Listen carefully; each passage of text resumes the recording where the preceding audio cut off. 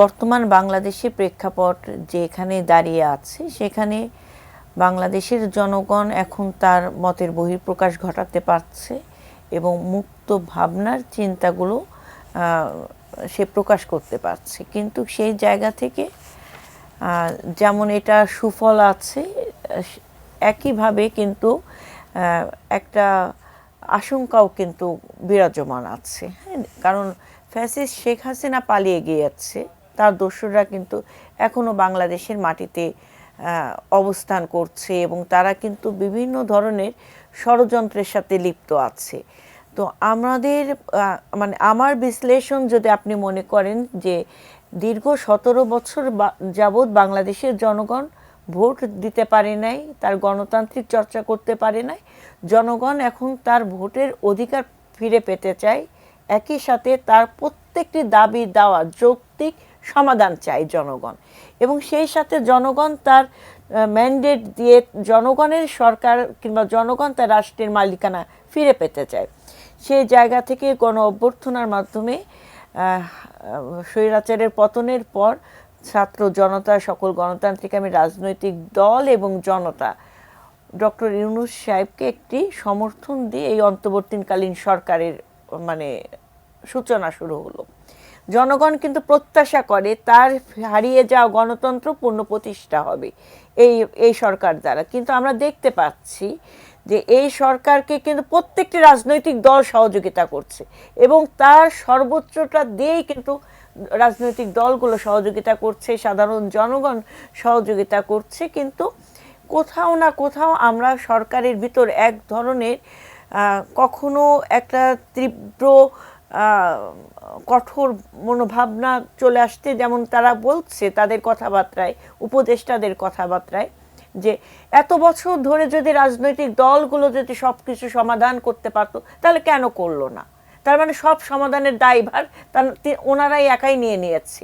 মানে যদি আপনি প্রাসঙ্গিক কথা কাউন্টার পার্ট বলতে চান, মাঠের অলরাউন্ডার আমি আর ঘরের allrounder Tylox. Tylox toilet cleaner, clean মানেই টাইলক্স। আবার বলছে প্রধান উপদেষ্টা, তিনি প্রধান উপদেষ্টা চেয়ারে থেকে বলছেন যে ছাত্র জনতা আমাকে এখানে বসিয়েছে কিংবা আমাদেরকে বসেছে, তারা যখনই চাইবে তখনই নির্বাচন হবে। এই যে গণ অভ্যর্থনা হলো, মানুষ কিসের জন্য এতগুলো মানুষ মানে স্বেচ্ছায় জীবন যায় যাক, তারও আমরা আমাদের অধিকার ফিরে পেতে চাই, এটা কিসের জন্য? একটা স্বৈরাচারের পতনে নতুন একটা নবসূচনা ঘটানোর জন্য দেশে।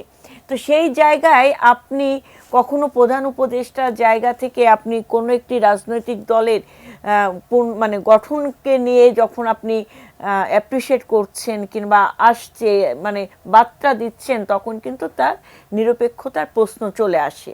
তো সেই জায়গা থেকে একদিকে যেমন আমাদের আওয়ামী দোসররা এখনো দেশে বিদেশে ষড়যন্ত্র, আমি 1 মিনিটে শেষ করব, ষড়যন্ত্রকারীদের সাথে ষড়যন্ত্র চলমান, এবং একই সাথে আমাদের আইন শৃঙ্খলা বলেন প্রত্যেকটি সাংবিধানিক প্রতিষ্ঠানগুলোতে কিন্তু এখনো দোষর মুক্ত হয়নি, ফ্যাসিস্ট শেখ হাসিনা দোষর মুক্ত হয়নি। তো সেই জায়গা থেকে আমাদের সকলকে খুব সতর্কতার সাথে পথ চলতে হবে এবং আমরা সহযোগিতা করছি সরকারকে, কারণ আমরা মনে করি এই সরকার ব্যর্থ হলে বাংলাদেশ ব্যর্থ হবে, এই গণ অভ্যর্থনা ব্যর্থ হবে। তো কোনোভাবে যেন এই গণ অভ্যর্থনা ব্যর্থ না হয়, এই সরকার ব্যর্থ নয়, তার জন্য আমাদের যেমন সহযোগিতা সরকারের কাম্য, একইভাবে সরকারের যতটুকু ন্যূনতম সংস্কারের মাধ্যমে দ্রুত জনগণের অধিকার জনগণের হাতে ফিরিয়ে দিয়ে একটা নির্বাচিত সরকার প্রয়োজন, কারণ অন্তর্বর্তীকালীন সরকার দিয়ে সকল সমস্যার যেমন নিরসন করা সম্ভব নয়, একই সাথে সকল সংস্কারও সম্ভব। 6 মাস, মাত্র 6 মাসের কথা বলছিলাম। আসলে অনেক প্রত্যাশা থাকলেও, জুলাই স্পিরিটকে ধারণ করার কথা থাকলেও, জনগণও সহযোগিতা করছে, আপনি বলছেন সব রাজনৈতিক দল সহযোগিতা করছে, কিন্তু এই যে 136টা আন্দোলন যদি 6 মাসের মধ্যে আসলে ফেস করতে হয়, যে আমি টিপ পড়ব না কিংবা আমি টিপ পড়তে চাই, আমি একটা এক্সাম্পল দিলাম, এটা নিয়ে যদি আমি রাস্তায় নামি 10টা মহিলা নিয়ে, সেটাকে যদি আপনি আন্দোলনের একটা পার্ট মনে করেন, সেটা তো হাস্যকর। দৃশ্যমান কি কি আন্দোলন, কি কি এমন আন্দোলন হয়েছে যেটা সরকার মানে মোকাবেলা করতে বেগ পেতে হয়েছে। প্রত্যেকটি ক্রাইসিস মোমেন্টে রাজনৈতিক দলগুলো সহযোগিতা করেছে। যেখানে যেখানে আপনি একটা ধরেন আপনি নির্বাচন আপনার 5 আগস্টের পর সবচেয়ে চ্যালেঞ্জিং কে ছিল?